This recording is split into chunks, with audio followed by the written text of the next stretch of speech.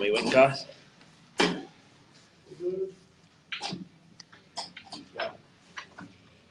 Thank you. Thank you. Well, look, I'm here to answer questions, but can I just make one point at the outset? If we're serious about helping people who are currently locked out of a chance of affording a first home, we have to tackle negative gearing. And this morning, the new Premier of the state said she wouldn't touch negative gearing. The key solution here is to adopt Labor's policy to crack down on negative gearing, to reform negative gearing.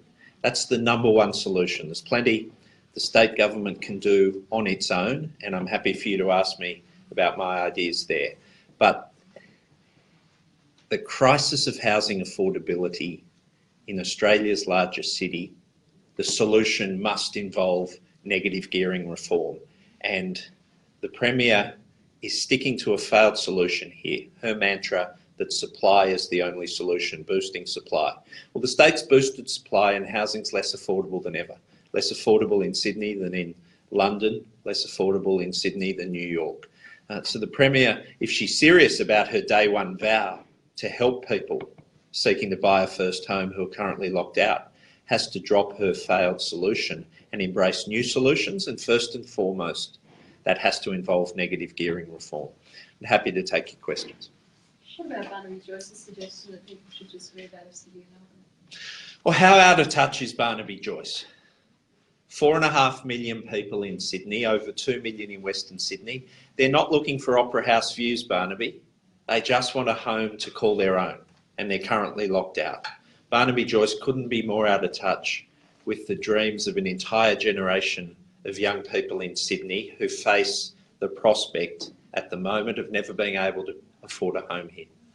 Would you think it was interesting that the Premier waxed lyrical about her own experience with her father was a boilermaker, her mum was a nurse, and they bought their first house 40 years ago in North Ryde, but she couldn't really answer where a boilermaker or a nurse would buy a house today? Well, they couldn't afford it on their combined salaries. And see, the crisis for the state government itself is a nurse with a partner who's a police officer. That couple can't afford to purchase a first home in Sydney. That's the crisis for the state government itself. There's clearly a crisis. Gladys Berejiklian denies there's a crisis. There's a crisis for an entire generation. People in their 20s and 30s who face a lifetime of renting because they just cannot afford to purchase a home in Sydney. And the crisis demands addressing, and the state government is going to see an exodus of the key service workers the state itself relies on. The teachers, the nurses, the paramedics, the police officers. An exodus. We're already last year, 11,000 net migration flow. That is 11,000 more people leaving New South Wales for another state than coming to New South Wales. And that's because of the crisis of housing affordability. And do you think it's fair, or is it certainly not fair or equitable that somebody who has got 10 investment properties is going up against a first home buyer, and that first home buyer is then subsidising them with a tax break? Well, it's that imbalance that demands addressing. At the moment, the interests of investors and speculators trump the interests of those seeking to purchase a first home. And what the Labor Party, state and federal, is about is evening the playing field, to give people seeking to purchase a first home a fair crack at it. And that has to involve negative gearing reform.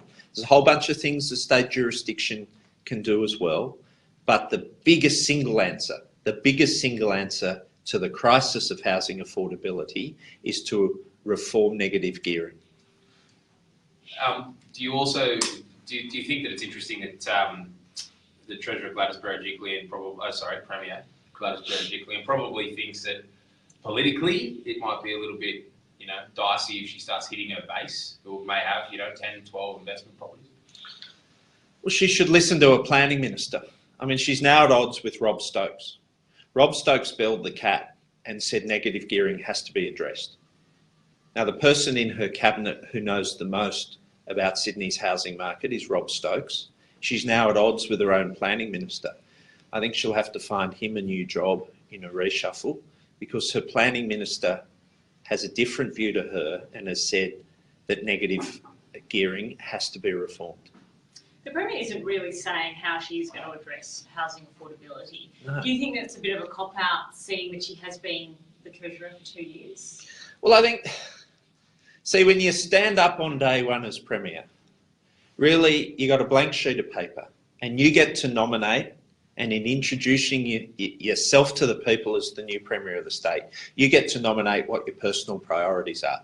She nominated as her first and top priority housing affordability. She's made the no child shall live in poverty style statement, a very big statement on day one, that the average wage earner will be able to own a home, will be able to buy a home. Well, that's far from the case at the moment. There's a crisis for an entire generation. But on days 2 and 3, she doesn't have an answer other than her old answer, which is boost supply. Well, she's been doing that for 6 years and housing's less affordable than ever. They've been boosting supply for 6 years and we're now less affordable than New York and London. Her old answers are failed answers. She needs to come up with some new answers because she says it's her top priority.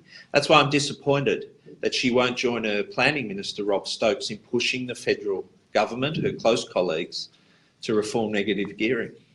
How long do you give her before she has to come up with some sort of announcement on this? Is it a day, a week? How long can this conversation just drag out for? Frankly, I think she should come up with some solutions now because she's nominated it as her top priority. She's nominated it, housing affordability, as her top priority. But she doesn't have any new answers. And you look at her radio interviews this morning, her press conference in Hurstville, she has one answer, which is her old answer, which is boost supply. The state's been boosting supply with her as Treasurer and housing's less affordable than ever. She needs new solutions. She needs to come up with them now. Surely to God she's done some modelling on this. She'd have some sort of idea, so why isn't she telling us? Well, you should ask her that. I mean, you know, when you've asked me, I put forward solutions. Negative gearing reform, mandating affordable housing targets in new developments, reorienting urban growth away from its current corporate priorities to the old original objectives of Landcom to assist the first home buyers with affordable housing. So Labor has ideas in this space.